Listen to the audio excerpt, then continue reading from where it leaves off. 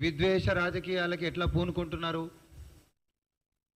తెలంగాణ ప్రజానికాన్ని పక్కదారి పట్టించే కుట్రలు ఎట్లా చేస్తున్నారు, ప్రతిపక్షంలో ఏం పని లేక ఒక ఆయన ఫామ్ హౌస్లో పండుకుంటే ఉనికి కోసం ఆరాటంగా మరి పార్టీ నాయకులు రోడ్లెక్కి ఎన్ని రకాల డ్రామాలు చేస్తున్నారు అనేటటువంటిది మనం ఒకసారి గుర్తు చేసుకుంటూ దీని వెనకాల ఉంటున్నటువంటి అసలు వాస్తవాలు మాట్లాడుకోవాల్సినటువంటి అవసరం ఉంది. బీఆర్ఎస్ పార్టీ పాత టీఆర్ఎస్ పార్టీ మళ్ళొకసారి రుజువు చేసుకుంది.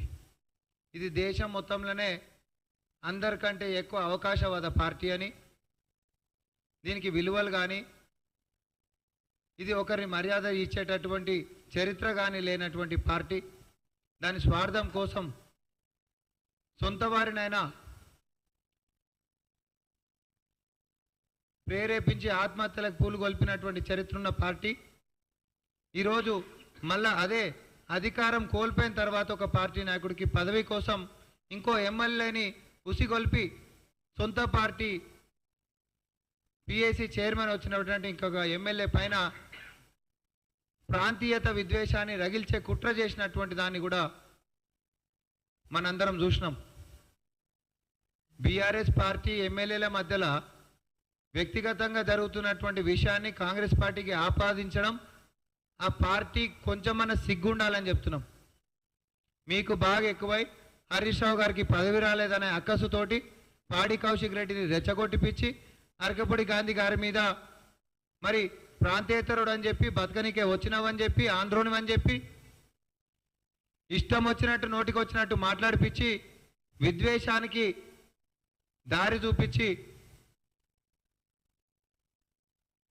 ఏదో తెలంగాణ సమాజంలో మళ్ళీ ఆంధ్ర తెలంగాణ అనేటటువంటి విష ప్రచారానికి పునాదులు వేసేటటువంటి ప్రయత్నం హరీష్ రావు గారు చేసిండ్రు.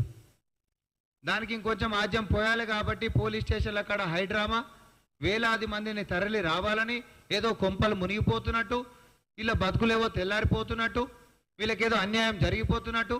ఎవరి పంచాయతీ? మీ ఇంట్లో పంచాయతీ, మీ ఎమ్మెల్యేల మధ్యలో పంచాయతీ, మీకు పదవి కోసం పంచాయతీ. మీరు తనుకున్నటువంటి విషయంలో ఆంధ్ర తెలంగాణ అనేటటువంటిది మీ లోపట ఉంటున్నటువంటి అక్కసుని హరీష్ రావు గారు బయట పెట్టిండు.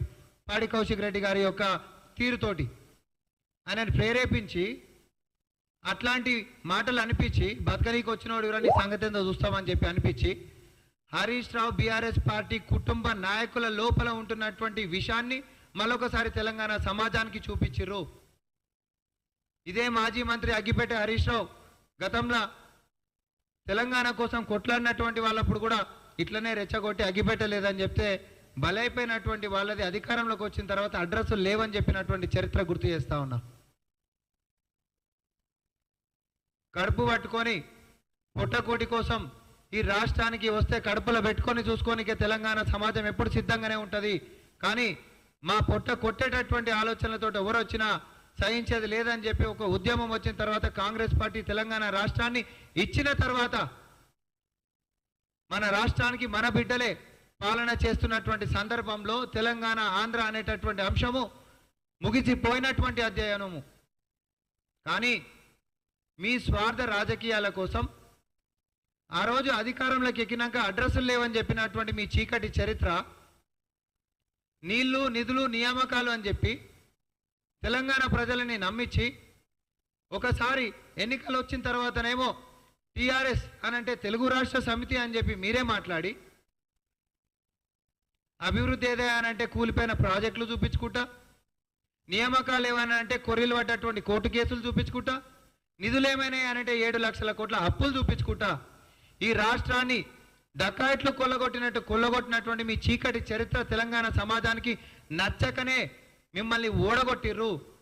తర్వాత కూడా మీ యొక్క బుద్ధి మారక పేట్రేవుతున్నటువంటి మీ యొక్క విధానాలని నచ్చక డకాయిట్ టీంని పార్లమెంట్ ఎన్నికల్లో డకౌట్ చేసిర్రు. అయినా కూడా మీ బుద్ధి మారతలేదు. విధ్వంస రాజకీయాలు తెరలేపాలనేటటువంటి మీ యొక్క కుట్రపూరితమైనటువంటి విషయాలు ఏవైతే ఉన్నాయో తెలంగాణ ప్రజలు మెచ్చేటటువంటివి కావు.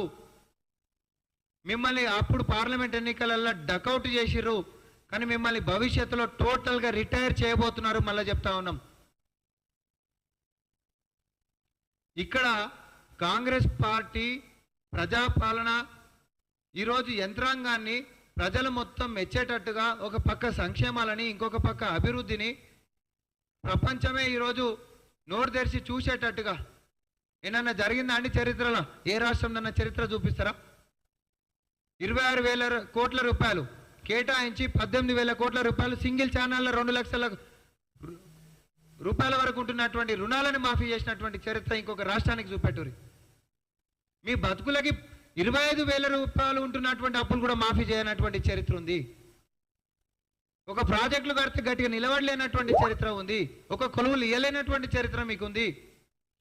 ఈరోజు ఈ రాష్ట్రంలో హైదరాబాద్కి రికార్డు స్థాయిలో 9 నెలల పసిగొట్టు లెక్క ఈరోజు కాంగ్రెస్ పార్టీ అధికారంలోకి వచ్చిన తర్వాత విధ్వంసం చేసి పెట్టినటువంటి యొక్క రాష్ట్రంలో 80,000 పైచిలకు కోట్ల పెట్టుబడులని మా యొక్క చిత్తశుద్ధితోటి ఈ యొక్క నగరానికి తీసుకొని వస్తుంటే యంగ్ ఇండియా స్కిల్ యూనివర్సిటీ అని చెప్పి ఈరోజు కేవలము ప్రభుత్వ ఉద్యోగాలు మాత్రమే కాదు, నైపుణ్యంతో మన తెలంగాణ బిడ్డలకి కొలువులు రావాలనేటటువంటి చిత్తశుద్ధితో ఈ ప్రభుత్వం ముందుకు పోతూ ఉంటే కేవలము చదువులు ఉద్యోగాలు అనేటటువంటి అంశమే కాదు, ఆటలలో కూడా ఈ సమాజం రాణించాలి, ఒలింపిక్స్లలో కూడా మెడల్ కొట్టాలి, ఈ రాష్ట్ర ఖ్యాతి ప్రపంచ ఖండాలు దాటి చూడాలి అనేటటువంటి ఒక నిబద్ధతతోటి పాలన సాగిస్తున్నటువంటి దీంట్లో ఫార్మా క్లస్టర్లని వరల్డ్ ట్రేడ్ సెంటర్లను తలపించేటటువంటి విధంగా భవిష్యత్తు కార్యాచరణ రూపొందిస్తున్నటువంటి యొక్క పరిపాలనని ప్రకృతిని కాపాడుకోవాలి, మన చెరువులు, మన కుంటలు, మన నాలాలు భవిష్యత్తు తరాలకు ప్రకృతిని మనం అందించాలి అని ఒక విప్లవాత్మకమైనటువంటి హైడ్రా లాంటి పథకాలను తీసుకొని వచ్చి అక్రమ కట్టడాలని కూలుస్తుంటే అభివృద్ధి పదం ఇట్లుంటే సంక్షేమాలకి మీ ముఖాలకి 10 సంవత్సరాలలో ఒక మహిళకు ఒక ఉచిత టికెట్ ఇచ్చిన బతుకులేనా మీ?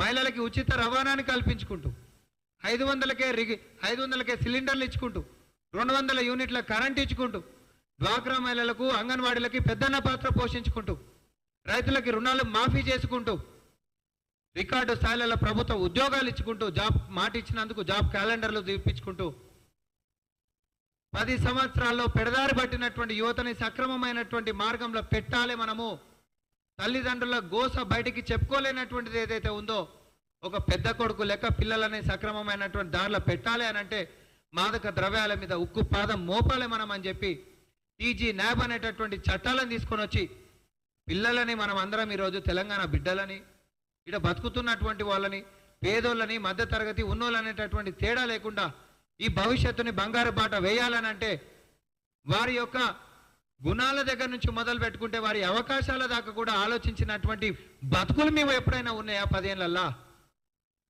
ప్రజాపాలనలో ప్రజల ముఖ్యమంత్రి రేవంత్ రెడ్డి గారు వచ్చిన తర్వాత మాదక ద్రవ్యాల మీద ఉక్కుపాదం మోపి మేము ఈరోజు పిల్లల్ని కాపాడేటటువంటి ప్రయత్నం మనం చేస్తుంటే దాన్ని సర్వసభ్య సమాజం స్వాగతిస్తుంటే మీరు ఈరోజు మళ్ళా మన ఉనికి కావాలని అంటే వెనకటికేమో పెట్రోల్ పోపించుకొని తగలబెట్టి పిచ్చినటువంటి చరిత్ర ఉన్న వాళ్ళు మీరు ఈరోజు మళ్ళీ విద్వేషాల కోసం లక్షలాదిగా తరలండి, వేలాదిగా తరలండి.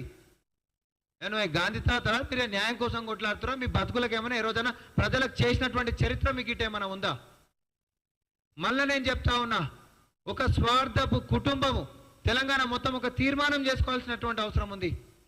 ఒక స్వార్థపు కుటుంబము వారి యొక్క రాజకీయ స్వలాభం కోసము వారి పదవుల కోసము అవకాశవాదంగా ఈరోజు విధ్వంసపు రాజకీయాలు చేయాలనేటటువంటి దానికి కుట్రలకి తెరలేపుతున్నారు.